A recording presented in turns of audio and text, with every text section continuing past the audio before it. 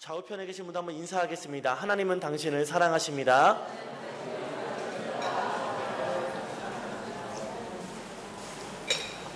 감사합니다. 제가 앞서서 학생부 예배 때 소리를 너무 많이 질러가지고 목이 조금 쉬었습니다. 그래갖고 좀 듣기 불편하겠지만 은혜로 들으셨으면 좋겠습니다. 가끔 쉰 목소리가 은혜롭다 하시는 분들이 계시더라고요. 네. 제 목소리가 좀 가볍다 보니까 쉬어서 조금이라도 톤이 낮아지면은 조금 이렇게 좋을 때가 있는 것 같은데 그냥 은혜로 들어주셨으면 감사하겠습니다. 오늘 말씀의 제목을 교회란 무엇인가 라고 한번 해봤습니다. 여러분 제목에서 느껴지시는 어떤 느낌이나 기분이 있으신가요? 교회란 무엇인가 했을 때 1부 때도 말씀을 드렸지만 교회란 무엇인가 했을 때 야 참 어디 뭐 수업 들을 때 나오는 수업의 제목 같다. 신대원이나 어디 신학교에서 들을 만한 뭐 수업의 제목, 성령님은 누구신가 뭐 이런 거 있잖아요. 성령론, 뭐 기독론 이런 거 배울 때 말하는 그런 뭐 교회론을 배울 때 나오는 교회란 무엇인가 제목 같다라는 거죠. 이 말씀을 드리는 게 뭐냐면은 오늘 말씀이 조금 그런 이야기를 듣는 것처럼 딱딱하게 들려지실 거라는 이야기를 드리고 싶어서 그런 겁니다. 딱딱하다라는 것은 우리 마음에 감동으로 들려지기보다는 머리에 지식적으로 뭐 가르침이 들어오는 것 같기 때문에 딱딱하게 느끼고 그 지식을 우리는 또 심령으로 끌어내려야 되기 때문에 힘들거든요. 그래서 조금 부담스러울 수도 있고 좀 이렇게 딱딱하게 느낄 수도 있으나 우리 심령을 위해서 우리가 부드러운 것만 먹을 것이 아니라 딱딱한 것도 필요한 줄로 믿습니다. 하나님이 우리에게 필요한 말씀을 주신 줄로 믿고 오늘도 우리가 은혜로 귀한 말씀을 나누어 보았으면 좋겠습니다. 교회란 무엇인가 라는 질문을 드렸어요. 여러분 생각했을 때 교회는 무엇을 하는 곳입니까? 교회는 어떤 곳인지 한번 생각해 보신 적 있으세요? 교회요. 세상에서는 교회를 부를 때 건물을 주로 떠올립니다. 그렇죠? 교회 그러면 건물, 십자가탑 서 있고 사람들이 많이 모이고 일요일만 사람들 모이는 곳이 바로 교회라고 말을 하지요. 근데 요즘에는 이제 우리가 이제 믿는 사람들 안에서는 교회가 건물이 아니다라는 것이 이제 일반 상식처럼 우리가 많이 알고 있는 내용들이라는 겁니다. 교회는 하나님이 우리가 교회로 세우셨을 때 교회라는 것은 건물을 말을 하는 것이 아니라 하나님의 부름을 받아서 나와 하나님을 예배하는 사람 혹은 그 사람들의 모임을 바로 이 교회다라고 부르는 것입니다. 오늘 우리가 이 말씀 가운데서 그 교회에 대한 바른 지식을 얻으려고 합니다. 그래서 우리가 교회를 바르게 알고 우리 교회를 바르게 세워가서 하나님 보시기에 기뻐하실 만한 교회로 우리 교회를 세워가고 주님 주신 사명을 잘 감당하는 교회가 되기를 원합니다. 바라긴 이 말씀을 나누는 가운데 우리가 교회를 향한 교회다운 교회를 세우는 저와 여러분 삶이 되어지기를 바랍니다. 첫 번째로 교회는 부르심을 받은 사람들의 모임이다 라고 말씀하고 있습니다.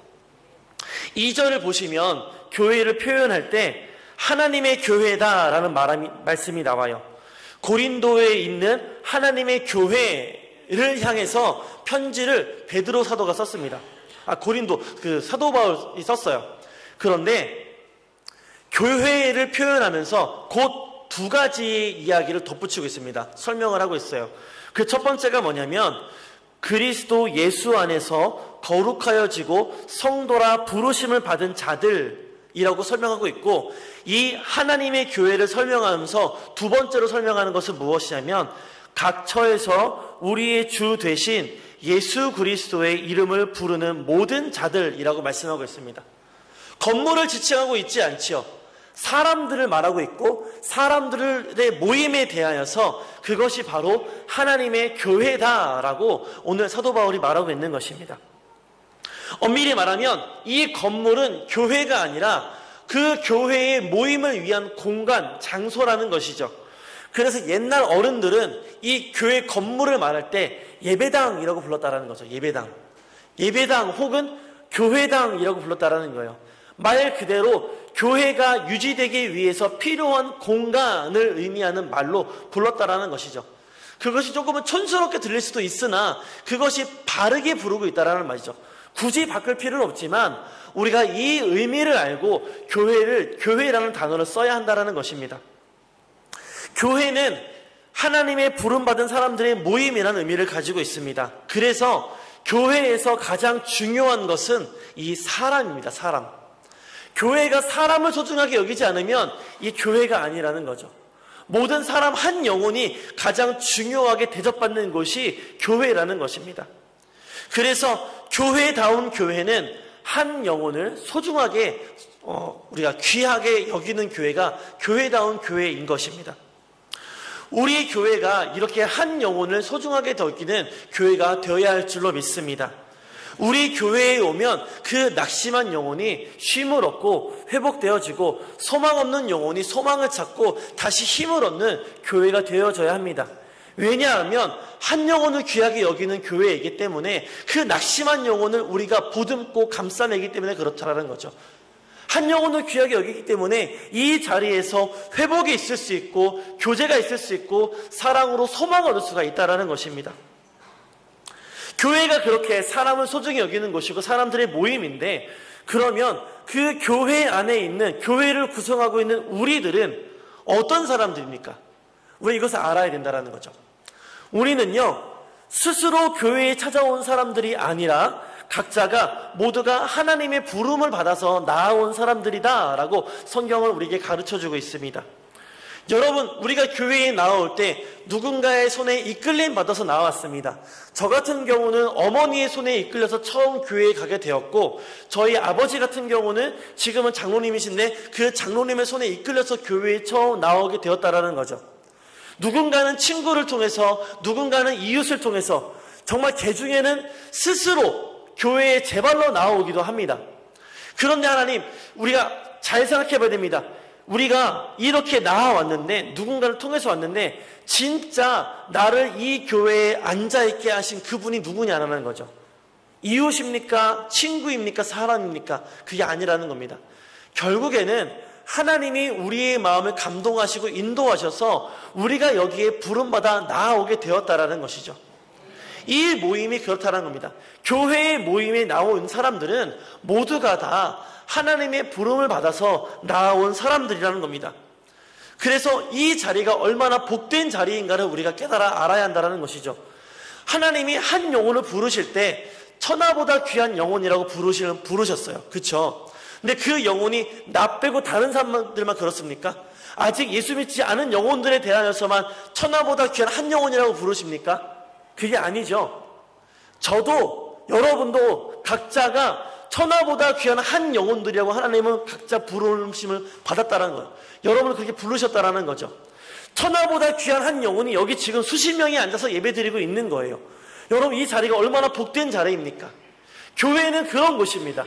너무나 귀하게 하나님 부른 사람들, 하나님이 너무나 사랑하는 영혼들, 하나님이 너무나 아름답게 부른 영혼들이 모여서 예배하는 곳, 바로 여기가 그 귀한 자리고 복된 자리이고 아름다운 자리라는 것입니다. 그래서 내가 그렇게 귀한 영혼을 부름받았고, 또한 옆에 나와 함께 예배드리는 이분도 하나님이 정말 천하보다 귀한 영혼을 부르셨구나라는 것을 알게 되어져서 너와 내가 서로를 인정하고 존중하고 사랑하는 공동체가 바로 우리 교회라는 것입니다. 하나님이 세운 교회는 바로 그런 사람들의 모임이고 그런 섬김이 있는 교회라는 겁니다.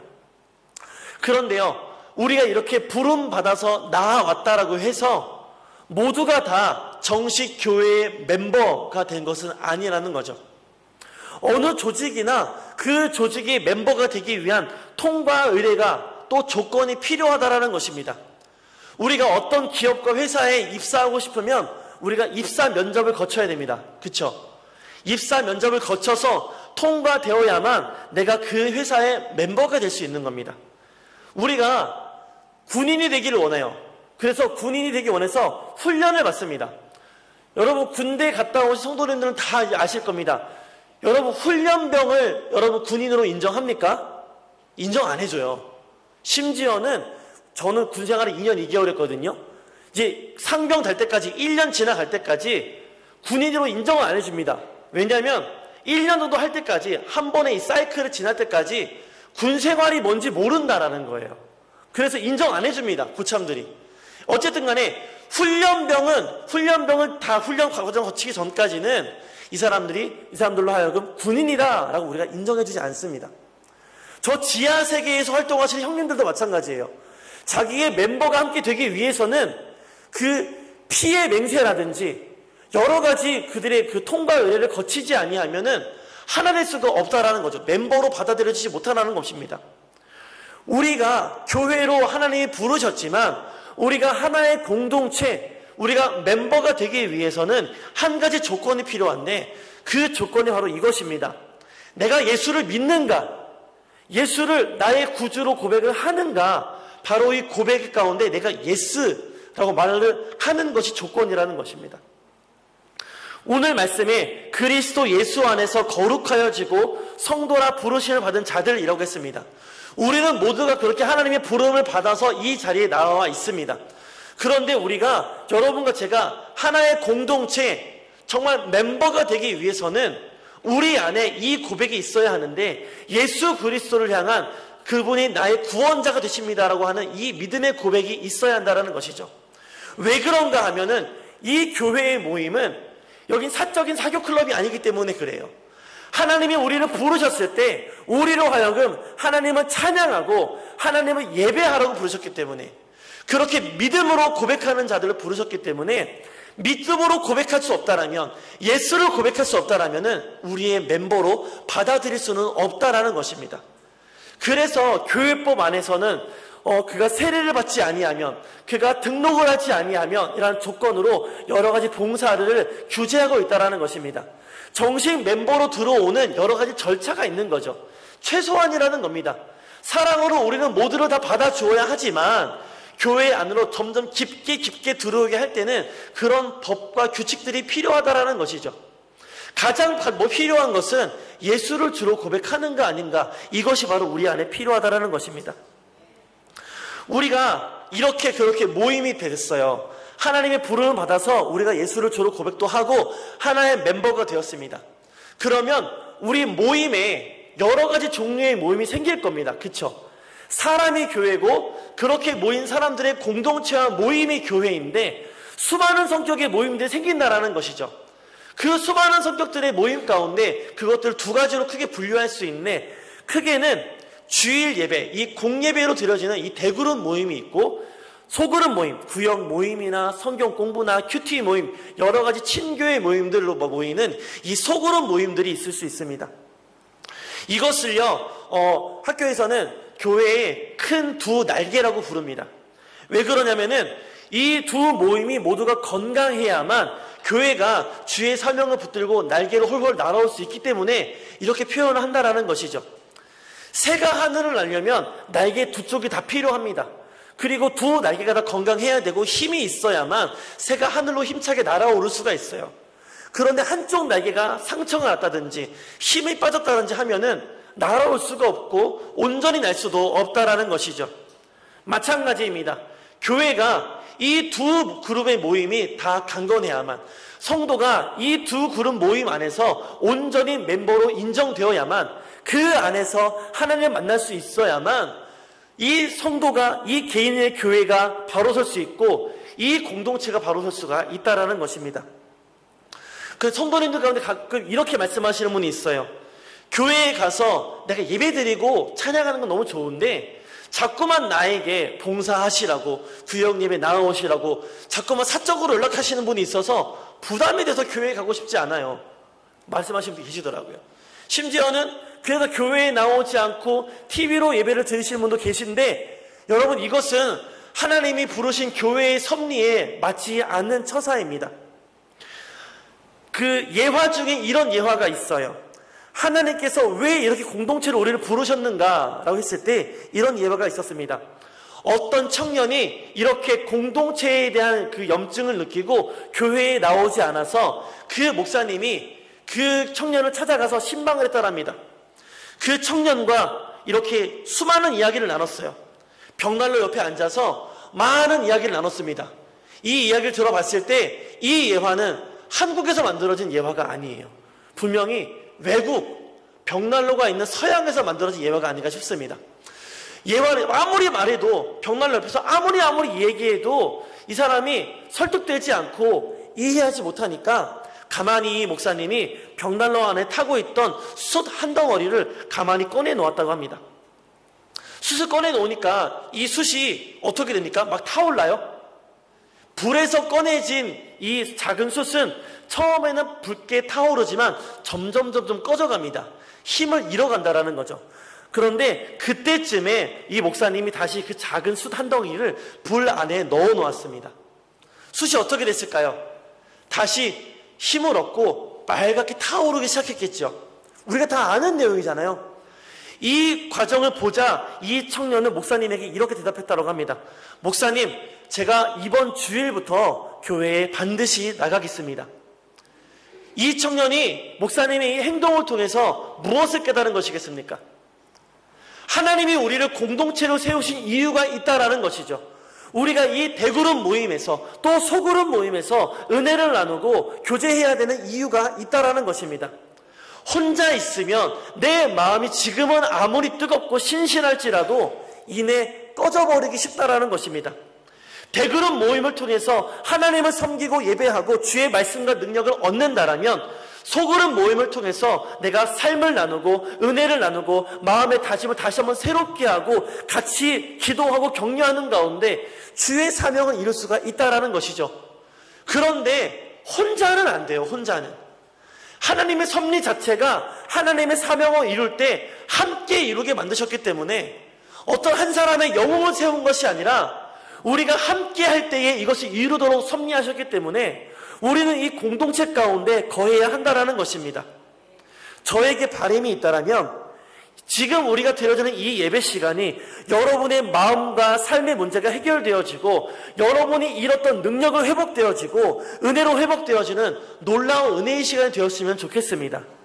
그리고 여러분 예배 드리고 이제 돌아가잖아요. 그건 뭐냐면은 대그룹 모임에서 떠나서 소그룹으로 돌아가는 겁니다. 작게는 여러분의 가정들, 또 주중에는 구역 예배로, 또 우리 성도들과의 친목 모임으로 많이 모일 때 그 자리에서 우리가 여러 가지 삶의 고민만 나누고 끝나는 것이 아니라 우리가 받아 누린 하나님의 은혜로 함께 나눌 수 있었으면 좋겠고 우리가 함께 받아 누린 이 사명을 같이 나누면서 주님 기뻐하시는 이런 놀라운 사역들을 좀 같이 이루었으면 좋겠다라는 것이죠. 그래서 모두가 감사하고 행복한 교회가 되었으면 좋겠다라는 것입니다. 사랑하는 성도 여러분, 교회는 사람입니다. 교회는 이 공동체입니다.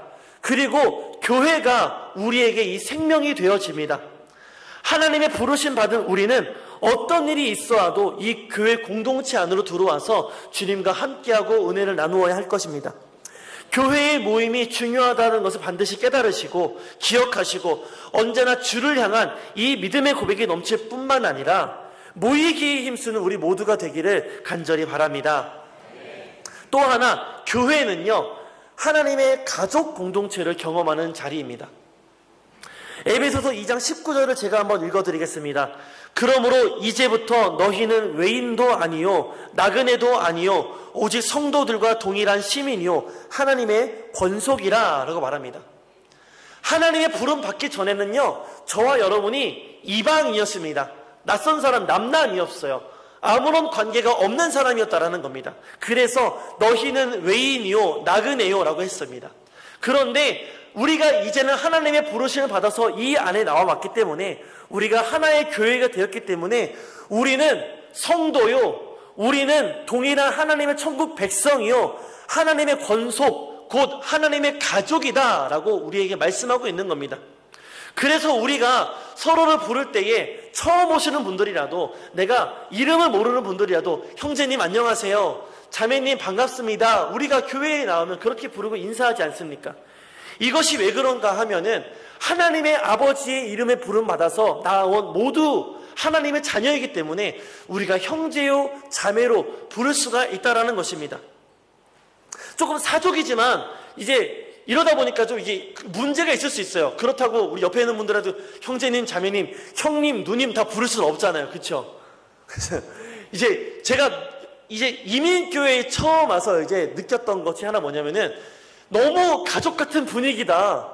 너무 가족 같은 분위기다 보니까 막 집사님한테 언니 부르기도 하고 형님 부르기도 하고 막 그러는 거예요. 근데 여러분 이게 사적인 자리에서는 괜찮지만 우리가 공적으로 교회에서 모였을 때는 우리가 직분을 부르는 것이 더 건강한 교회를 세워가는데 도움이 됩니다. 그럼 제가 예를 들어 드려볼게요. 제가 어제 우리 쿠웨이트 한인연합교회 와서 3번의 저기 비자 트립을 다녀왔어요. 3번 다 이제 아부다비를 갔었고, 갈 때마다 아부다비 부교육자 그 강도사님, 그 박 강도사님의 도움을 받아서 제가 이렇게 교제하고 도움을 많이 받았습니다. 나이가 저보다 1살인가 2살이 많으세요. 근데 이야기를 나눠보니까 굉장히 생각도 깊으시고 배울 게 참 많아요. 직분만 제가 목사고 그분이 결혼하지 않아서 강도사님이지 사실은 형님 같은 거예요. 그래서 사석에서 강도사님한테 그냥 형님으로 할게요. 형님 해요. 했어요. 제가. 그래서 사석에서 만날 때는 제가 형님으로 부릅니다. 형님 막 그러고 따라요. 그러면 이분이 좀 잘 또 챙겨주세요. 그런데 여러분, 이 사석에서 관계가 이 교회에 들어와서 성도들 다 있는데 형님 설교하셔야죠 하고 하면은 여러분 덕이 안 된다라는 거죠. 그쵸? 덕이 안 되겠죠. 아니 저 목사님은 강도사님이 계신데 왜 형님이라고 부르는 거야? 이렇게 된다라는 겁니다. 그런데 이게요, 저한테만 이게 국한된 이야기가 아니라 성도 사이에서도 마찬가지라는 거죠. 언니 부르다가 잘못하면 머리채를 잡을 수도 있는 것이고, 형님 부르다가 수틀리면 야가 될 수도 있는 거거든요. 그런데 우리가 최소한의 거리, 집사님, 장로님, 권사님 부르는 이 거리가 우리가 죄 지을 수 있는 실수를 줄일 수 있게 되어지고 이 은혜의 거리가 될 수 있다는 것입니다. 그래서 사적인 자리에서는 얼마든지 괜찮습니다. 이민 삶이기 때문에 처음부터 여기서 신앙 가시는 분이 아닐 수 있잖아요. 처음에는 언니로 부르다가, 처음에는 형님 부르다가 교회로 전도돼서 나왔으면 형님, 언니 부를 수 있는 것이죠. 하지만 그거는 사석에서 그렇게 하시고 교회에서는 우리가 직분을 불러서 이 교회 공동체를 더 아름답게 세워가는 저와 여러분의 삶이 되었으면 좋겠습니다. 우리가 이렇게 형님 부르고 우리가 형제 자매로 부르는 것은 하나님이 우리를 가족 공동체로 부르셨기 때문에 그렇습니다. 그 말은 무엇이냐면 누구든지 이 교회에 나오면 가족과 같은 분위기, 그 따뜻함, 그 사랑, 가족만 줄 수 있는 그 위로함을 여기서 느낄 수 있어야 한다는 것이죠. 그런데 우리가 형제님, 자매님 부른다고 해서 그런 가족과 같은 사랑을 느낄 수 있는가? 그럴 수가 없다라는 것입니다. 정말 누군가 와서, 낯선이가 와서 가족과 같은 사랑을 경험하고 돌아가려면 우리가 그 사람을 사랑하고 섬기는 이 자세가 필요하다라는 것입니다. 내가 먼저 다가가고 그의 아픔과 슬픔, 기쁨과 행복을 내가 공감해주고 함께 즐거워하고 함께 울어줄 수 있는 이 사랑하는 마음과 겸손한 섬김이 우리에게 필요하다라는 것이죠. 근데 어디 우리에게 이게 가능합니까? 우리의 본성 자체가 죄인인데 우리가 누구를 사랑하고 누구를 섬길 수가 있어요? 우리의 힘으로는 할 수 없어요. 그런데 하나님은 가족 공동체로 부르셨다라는 것이죠. 우리의 힘으로는 도무지 내 피부치처럼 우리 이웃을, 우리 성도를 사랑할 수가 없어요. 내 피부치 있잖아요. 여러분 한국에 놓고 오신 부모님 혹은 동생들, 형님들, 언니들 있잖아요. 그분들이 갑자기 아프다고 생각해 보세요. 갑자기 삶에 큰 어려움을 닥쳤어요. 여러분 그 문제가 머리에서 떠나시겠습니까? 떠나지 않아요. 떠나지 않고 기도하게 되고 안부를 묻게 되고 위로하게 됩니다. 도움을 주게 됩니다. 이것이 가족의 사랑이고 관심이거든요. 근데 그런 사랑과 관심을 우리가 성도에게 할 수 있느냐? 우리의 힘으로는 못해요. 그래서 우리가 더욱 거듭나야 하고 하나님이 주시는 사랑과 은혜로 충만해야 한다는 것입니다. 그것이 있을 때 우리가 내 옆에 있는 형제를, 내가 부르는 이 자매를 사랑할 수 있고 가족과 같이 대할 수가 있다는 것입니다. 사랑하고 섬겨야 우리가 가족이 될 수 있는 것입니다. 하나님, 내가 사랑할 수 있도록 도와주세요. 아버지의 사랑은 내 마음에 채워주세요. 어떻게 하면 내가 저 사람이 가족으로 느낄 수 있고 친구로 느낄 수 있고 위로자로, 하나님이 보낸 자로 내가 그 사람이 깨달을 수 있겠습니까? 지혜를 구하시기 바랍니다. 그러면 하나님이 우리에게 지혜를 주시고 사랑하는 마음을 주셔서 그 성도로 하여금 가족과 같이 이 교회가 사랑이 넘치는 교회가 되는구나 라고 느낄 수 있게 한다는 것입니다. 그렇게 하나님의 도우심을 구하는 저와 여러분이 되어서 이 공동체를 하나님을 아버지로 모시는 가족 공동체로 아름답게 세워가는 저와 여러분의 삶이 되었으면 좋겠습니다. 마지막으로 교회는요, 하나님의 보내심을 받은 제자들의 공동체입니다. 어쩌면 이게 우리의 사명과 결부된, 우리가 부르심을 받았고 주를 예배하게 되었고 가족과 같은 공동체로 하나가 되어서 나아가야 될 방향성을 보여주는 것인데, 우리는 끝까지 제자를 삼는 공동체가 되어야 한다는 것입니다. 예수님이 이 지상에서 모든 사역을 마치시고 마태복음 28장에 이렇게 말씀하셨어요. 그러므로 너희는 가서 모든 민족으로 제자를 삼아라 라고 말씀하셨습니다. 이 말씀을 하실 때에 제자들을 향해서 너희는 이라고 말씀하셨죠. 이 너희는 이라는 부름이 그때 승천을 바라보고 있던 하나님의 제자들에게만 국한된 말씀일까요? 우리 아니라는 거 다 알고 계시죠? 이 말씀은 오늘 말씀을 나누고 있는 저와 여러분에게 동일하게 주시는 말씀입니다. 동일하게 지금을 살아가는 우리들을 향하여서 예수님은 너희는 가서 모든 족속으로 제자를 삼아야 된다 라고 말씀하시는 겁니다. 그 말씀은 뭐냐면 내가 제자가 되어야 되고 내 옆에 있는 이 이가 제자가 되어야 한다는 것이죠. 우리가 제자 삼는 공동체가 되어서 또 누군가를 제자로 삼아서 예수를 증거할 수 있도록, 그 마음의 복음을 받아들이고 내가 지금 누리는 이 은혜를 누릴 수 있도록 그들을 가르치고 인도할 수 있어야 한다는 것입니다. 교회는 주님이 주신 사명을 붙들고 땅 끝까지 나아가 주님을 증거하는 자들의 공동체인 줄로 믿습니다. 우리가 이것을 놓쳐버리면 안 된다라는 거예요. 다른 것은요, 많이 좀 못해도 되고 실수해도 괜찮습니다. 교회가 하는 수많은 사역들이 있어요. 다 영혼을 구제하고 사람들을 세우고 사회를 세우고 세상을 섬기기 위해 수많은 일들을 우리가 교회가 감당하고 있지요. 한국에서도 보면은 수많은 봉사단체가 있어요. 대부분 한 60, 70%는 다 교회에서 하는 겁니다. 교회에서 왜 그렇게 봉사합니까? 그렇게 세상을 섬깁니까? 우리가 그들을 섬겨야 하기 때문에 이 섬김을 통해서 한 영혼이라도 돌아올 수가 있다라면 우리가 마땅히 해야 하기 때문에 그런 일들을 하는 겁니다. 그런데 그런 것 좀 못해도 괜찮아요. 그런데 우리가 놓치지 말아야 될 것은 무엇이냐면 이 영혼을 구하는 사역이라는 겁니다. 한 영혼을 귀하게 여기고 이 영혼을 세우는 사역을 우리가 실수하고 놓친다라면 우리는 교회다운 교회가 될 수가 없다라는 것입니다. 예수님 말씀하시기를 한 영혼을 실족해 하면 차라리 연자맷돌을 목에 쥐고 바다에 뛰어들라, 그게 낫다라고 말씀하셨어요. 교회에서 믿음 있는 자도 있을 수 있지만 믿음이 연약한 자들도 있을 수 있어요. 우리 안에 한 영혼이 귀한 것을 알고 그 영혼을 세워주고 회복하고 그가 제자가 되기를 위해서 우리가 북돋아 줘야지 그 영혼을 낙심하도록 시험 들도록 내버려 두어서 안 된다는 겁니다. 이것에 실패하면 교회는 교회가 아니라는 겁니다. 마찬가지로 교회 밖을 향하여서도 아직 예수를 모르는 사람들, 예수를 만났지만 아직 영접하지 못한 사람들, 그 영혼들을 낙심하게 내어버려 두면은 우리는 교회가 아니라는 것입니다. 야구선수가 한 명 있습니다. 이 야구선수가 테니스 잘 쳐요. 수영도 잘해요. 골프도 잘 칩니다. 그런데 야구를 못해요. 그 사람 야구하지 말아야죠. 그렇죠? 마찬가지입니다. 우리가 하나님의 부름 받아서 마땅히 제자로 살아야 됩니다. 예수님의 증인으로 살아야 됩니다.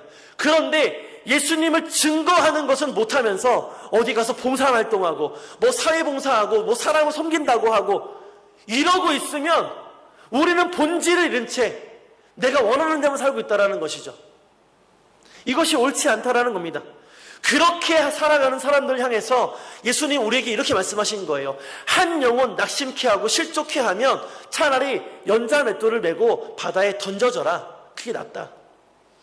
교회도 마찬가지입니다. 봉사도 잘하고 행사도 잘하고 사랑도 많고 모이기도 잘 모여야겠지요. 하지만 그것보다 먼저 이 한 영혼을 귀하게 여기고 한 영혼을 구원하는 사역을 우리는 잘해야 할 줄로 믿습니다. 그래서 이 일이 아닌 다른 곳에서 좀 실수하는 것은 용납해 주어야 합니다. 사람이 완전하지 않은데 어떻게 일을 완벽하게 할 수 있겠습니까? 하지만 이 영혼 구원의 사역에 대하여서는 우리가 더 노력을 기울이고 더 열심히 해야 한다는 것이죠. 교회에서 영혼 구원하는 일이 일어나지 않는다라면 우리가 복음 전하지 않고 선교하지 않으면 우리는 막말로 교회 간판 내려야 하는 것입니다. 우리가 지금도 선교사님들을 돕고 선교하고 있다는 것은 우리가 지금 옳은 길을 가고 있다라는 증거로 우리가 받아들여도 좋습니다. 우리가 지금도 전도하기 위해서 저 밖에 있는 영혼들, 하나님 모르는 영혼들을 위해서 열심히 복음 전하기 위해서 우리 사역하고 있다면 우리가 틀리지 않은 길을 가고 있구나 확신하셔도 좋습니다. 마찬가지입니다. 우리의 삶의 모습이, 여러분 또 내가 또 교회잖아요. 지금은 공동체의 이야기를 드렸지만 내가 또 교회이기 때문에 내가 지금 이 한 영혼 구하기 위해서 내가 살고 있지 않다면 우리는 잘못 살고 있는 겁니다. 내가 제자로서 예수님을 증거하고 또 누군가를 예수를 믿게 하여 제자로 세우지 못하고 있다면 나는 잘못 살고 있다는 것입니다. 그런데 지금 나를 통해서 누군가가 하나님을 만나고 예수를 만나고 돌아오고 있다면 여러분 지금 빈부와 잘되고 잘되지 못하고 형통하고 불통하고를 떠나서 여러분의 인생은 지금 어긋나 있지 않으므로 확신하셔도 좋습니다. 우리의 모습은, 우리의 삶은 결국에는 제자 삼는 삶이 되어야 할 줄로 믿습니다. 우리 교회는 세상을 구원할 수 있는 유일한 곳이기 때문에, 이곳이 바로 세상의 소망이기 때문에 우리가 이 사역에 포기하거나 실수해서는 안 된다라는 것입니다. 우리가 그래 추구해야 할 것은 멋진 건물이나 화려한 내부 장식이나 치밀한 교회 시스템이 아니라 영혼을 구원하는 데 최선을 다하는 하나님을 향한 마음이 우리 가운데 필요하다는 것이죠. 이것이 진정한 교회라는 겁니다. 교회는 결국엔 제자들이 모인 곳이고 또 제자를 삼는 곳이 교회라는 것입니다. 우리가 오늘 이 땅 가운데 이 교회로 부름받은 이유가 무엇이겠습니까? 여러분, 중동 땅에 교회가 흔하지 않아요. 흔하지 않아요. 그런데 여기에 우리가 하나님을 찬양할 수 있고 하나님을 예배하는 교회가 세워진 이유가 뭐겠습니까? 어쩌면 이곳은 땅끝입니다. 한국 땅에서 말하는 저 열방이 이곳이고요. 땅끝이 여기입니다. 여기서 우리가 무엇을 보라고 예배하고 부르짖고 제자 삼도록 하겠습니까? 이유는 딱 하나라는 거죠. 네가 가까이에서 저 열방을 향한 마음을 품고 저들을 돕고 제자를 삼아라. 여기서 좀 더 가까이 보고 마음으로 느끼면서 내 제자가 되어라 라는 사명이 우리 교회에 있다라는 것이죠. 우리 교회를 향한 이 사명을 우리가 함께 품었으면 좋겠습니다. 그리고 이 사명을 가지고 여러분의 소그룹 모임 가운데 이 사명을 붙들고 나아갈 수 있는 여러분의 작은 모임들, 가정들이 되었으면 좋겠습니다. 그리고 우리 교회가 모여서 예배할 때마다 이 사명 붙들고 기도하고 하나님의 사역을 이루어내는 우리 교회가 되기를 바랍니다. 말씀을 믿겠습니다. 교회는 하나님을 주로 고백하고 예수님을 입으로 시인하는 사람들의 모임입니다. 그래서 여기는 믿음의 소리, 믿음의 고백이 커지는 곳이지 믿음이 없는 소리가 커져서 안 된다는 것입니다. 혹시라도 우리가 입술로 내가 교회를 세우지 못하는 말이 나오거든 우리의 입술에 하나님 파수꾼을 세워주옵소서 우리는 기도해야 할 것입니다. 우리 입술을 통하여서 오직 영혼을 세우고 교회를 세우고 제자 삼는 말들만 나와서 나를 통하여서 우리 공동체를 통하여서 하나님이 기뻐하시는 놀라운 역사가 많이 일어나기를 바랍니다.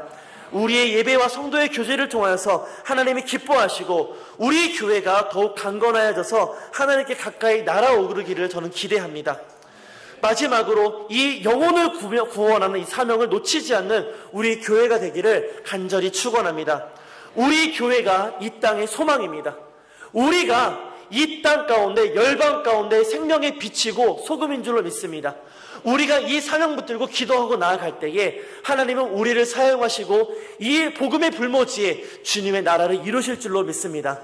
바라기는 우리가 교회다운 교회로 각자의 삶에서 우리의 모임에서 교회가 바로 서게 되어서 하나님이 기뻐하시고 하나님의 영광 받으시는 여러분과 저의 복된 삶이 되어지기를 간절히 바랍니다.